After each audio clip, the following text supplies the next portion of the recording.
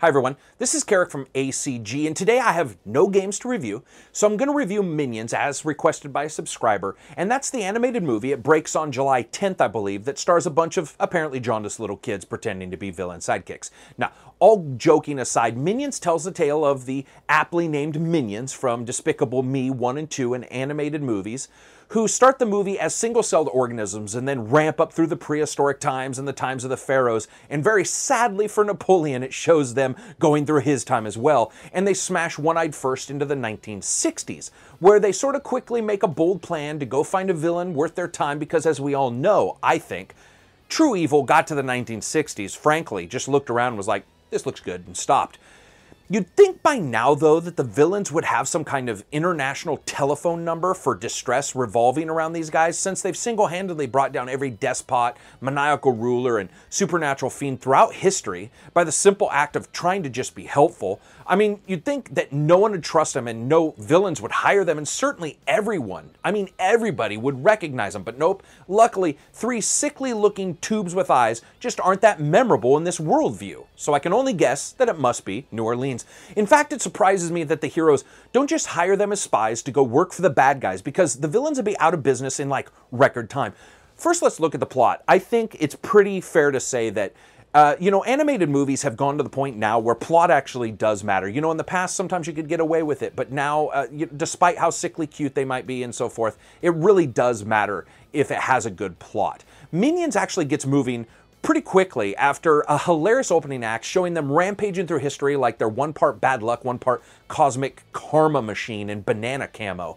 After killing one more baddie, the Minions decide to retreat to a secluded cave and become Minion monks, following no one, babbling Christmas carols and making snow angels, which is typical bad guy stuff, I think we can all agree. But after a while, they realize that without a bad guy to follow, not only would their name be fairly ridiculous, but these little guys become even more useless than 21-year-olds the day Colorado legalized marijuana, just sitting around, occasionally laughing at nothing. Instead, the story changes when the aptly and heroically named Kevin comes up with a plan, and I can only assume because the Minions have no ruling body or governmental plan, Kevin has soon elicited, without any questions, the help of Bob and Stuart. It's their quest to go find the biggest, baddest villain possible and become his henchmen.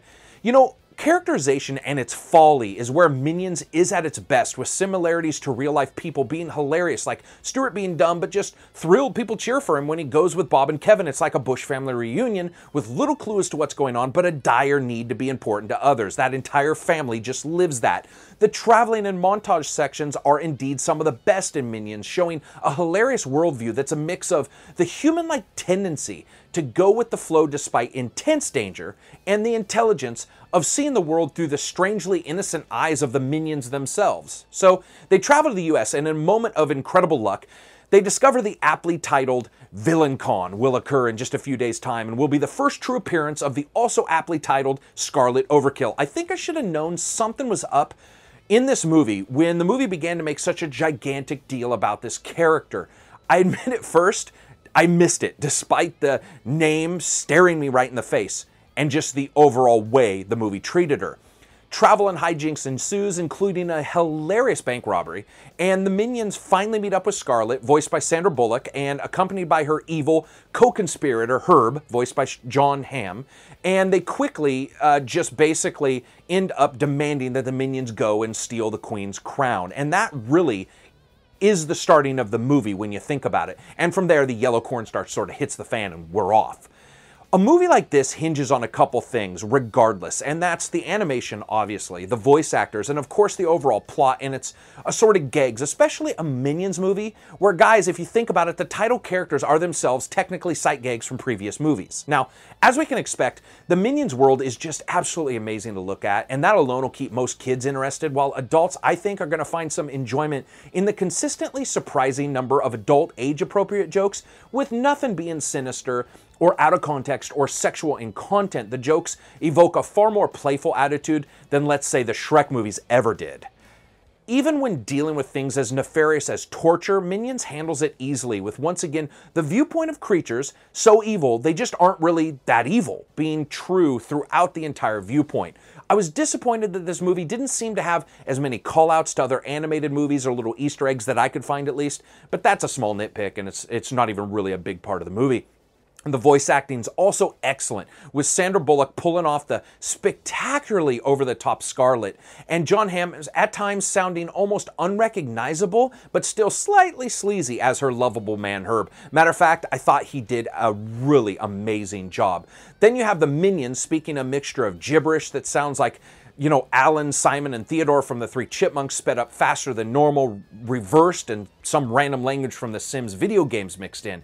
It's hilarious as some words are English, but most aren't, and even when the minions are poking fun at one another in a language only dolphins probably understand, it actually plays incredibly well. Sadly, all this doesn't help that the story gets bogged down tremendously in the middle by making Scarlet more of the story than she has any right to be. It feels like Illumination Entertainment didn't feel like an entire movie could be headlined by the main characters. If that was true, I think they should have never been ridiculously drunk enough to call the movie Minions, unless, like another movie that starts with M, they didn't think it was important, but it was important enough to do. Hi, Mad Max. Anyway, as the movie continues, the sight gags don't stop, and there are some consistently and amazingly funny, excellent animation changes during particular segments that show an almost ungodly understanding of telling a story within a story. That's something Pixar did a long time ago with the Toy Story cartoons, and they did a really good job here.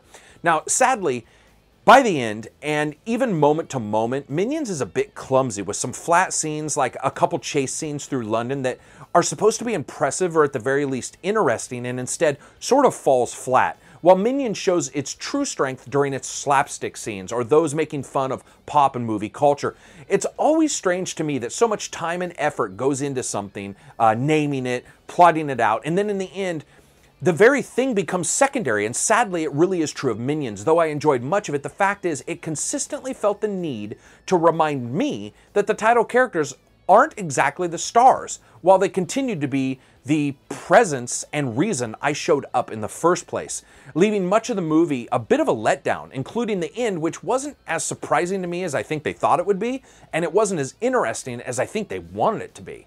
So anyway, that's it for me. As you guys know, I rate movies on a slightly different scale than games, and that's basically day one matinee, make your friend pay, or runaway rating scale. This is a matinee. You know, there were some really good parts, there were some parts that were really enjoyable. However, the insistence, the absolute insistence to continue to keep the Scarlet character basically in top billing over the Minions meant that the very reason that I went to this was sort of removed. And therefore, I think that there's some amazing special effects and some cool sight gags that might keep people interested. But really, with today's movie costs, I'm not so sure I can sufficiently drum up enough excitement about it that I could swear to somebody it was worth going and seeing day one when it comes out. So that's it for me. I hope you like this review of a movie. And if you liked the video, hit like. If you disliked it, hit dislike. And as always, peace out.